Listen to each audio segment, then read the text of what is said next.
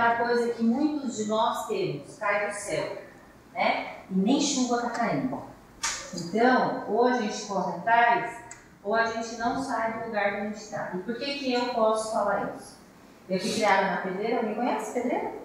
Bairro Nobre, bairro Nobre. Chique. Bairro Nobre da Zona Sul. Chique, cheio de verde. Né? Temos uma piscina própria, que é a Billings. O dia que está para chover, aquilo levanta um fedor que você já sabe de longe que vai chover. Né? E eu fui criada ali com muito orgulho. Meu pai é semi-analfabeto. Minha mãe terminou o ensino médio, começou o primeiro ano de pedagogia. Tem 75 anos.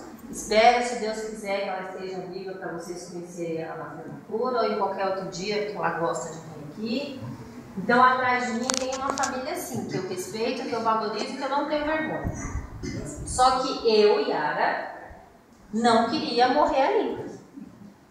Né? Então, eu vi as minhas amigas tendo filho, cada um de um pai.